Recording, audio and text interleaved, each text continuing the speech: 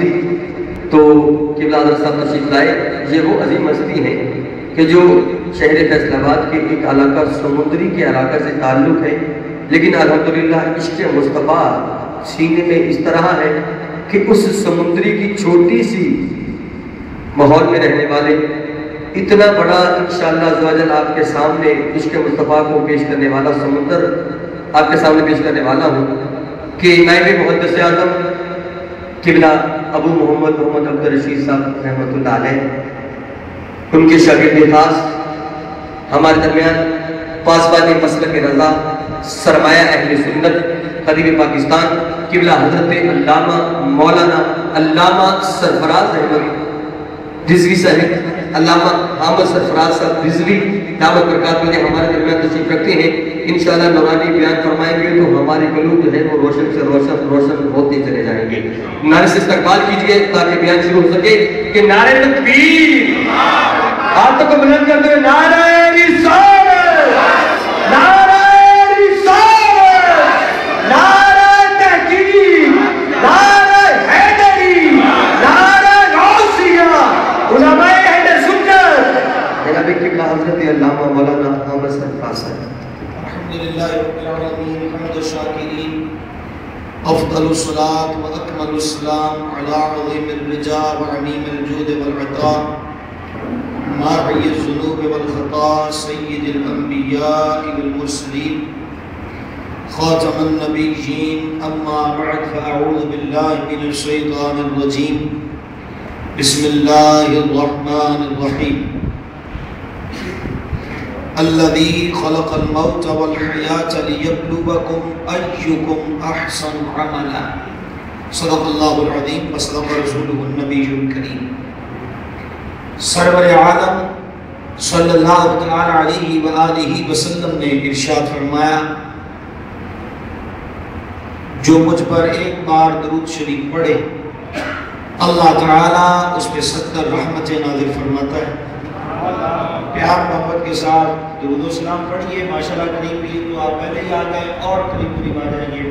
کیا نزدیک ہو گئے اور درود و سلام پڑھیے. الصلاۃ والسلام علیک یا سیدنا رسول اللہ وعلی آلک واصحابک یا سیدی یا حبیب اللہ. اللہ تبارک و تعالی کا ہم پر بہت بڑا فضل، احسان اور کرم ہے کہ اس مالک نے ہمیں انسان بنایا. اللہ تعالیٰ چاہتا ہمیں جانوروں میں سے کر دیتا، کسی پہاڑ کا پتھر بنا دیتا، ریت کا ذرہ بنا دیتا، لیکن اس نے انسان بنایا.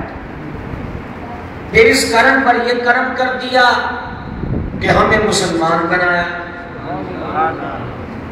یہ سبحان اللہ جو آپ آہستہ کہہ رہے ہیں یہ کوئی چھوٹی سی نعمت نہیں ہے جس کا ذکر میں کر رہا ہوں کہ اللہ نے ہمیں مسلمان بنایا. وہ چاہتا تو عیسائیوں کے گھر پیدا کر دیتا، یہودیوں کے گھر پیدا کر دیتا، ہندوؤں اور مجوسیوں کے گھر پیدا کر دیتا، لیکن کریم نے کرم کیا کہ ہمیں مسلمان بنایا، مسلمان گھرانوں میں پیدا فرمایا.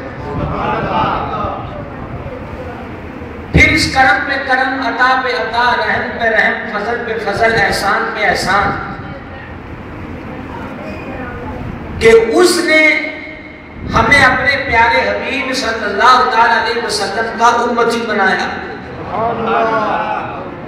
وہ ہمیں کسی بھی امت میں کر سکتا تھا، چاہے تو نجی اللہ کے امتی ہوتے، چاہے تو خلیل اللہ کے امتی ہوتے، چاہے تو کلیم اللہ کے امتی ہوتے، چاہے تو صفی اللہ کے امتی ہوتے، چاہے تو روح اللہ کے امتی ہوتے.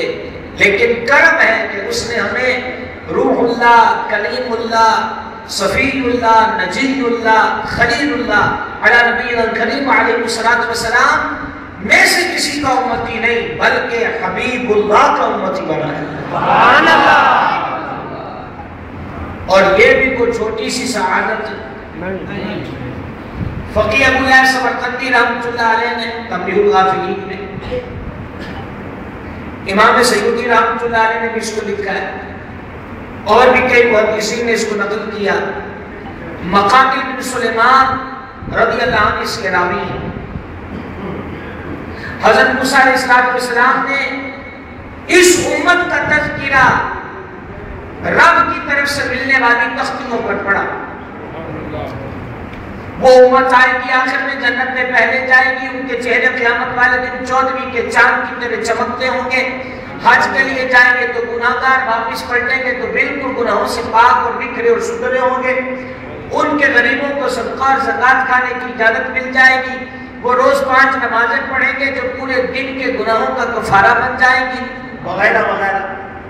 حضرت موسیٰ علیہ السلام ہر بات کو پڑھ کے کہتے مولا یہ امت مجھے دے دے, یہ امت مجھے دے دے. اللہ تعالیٰ یہی جواب ارشاد فرماتا اے کلیم یہ امت میں نے اپنے حبیب کے لیے رکھی ہے. سبحان اللہ.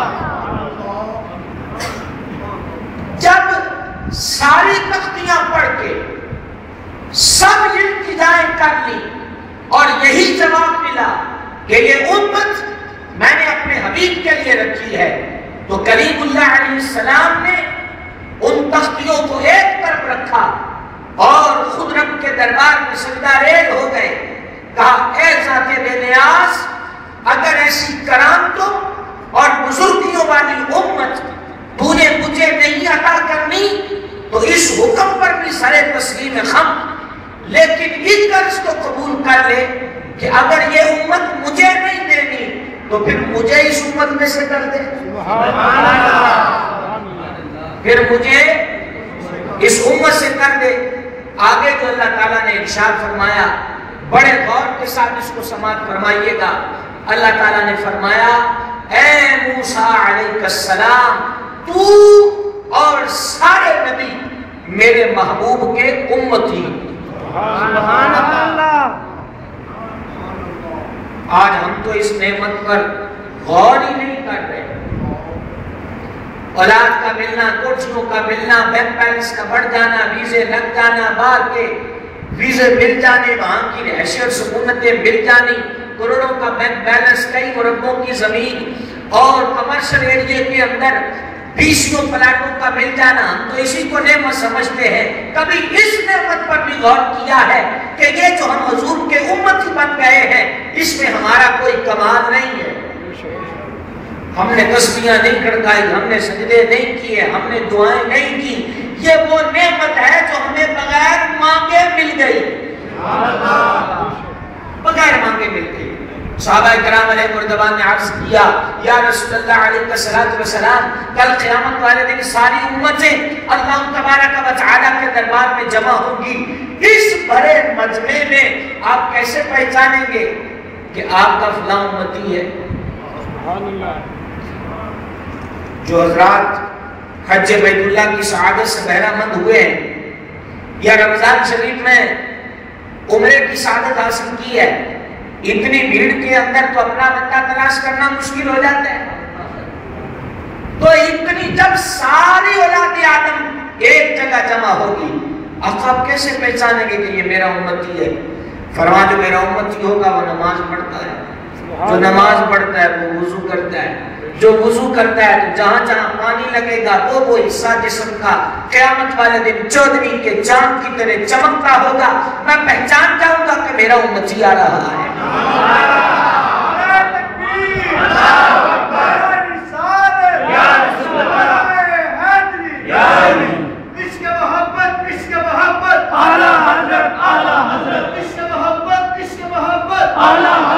اعلیٰ حضرت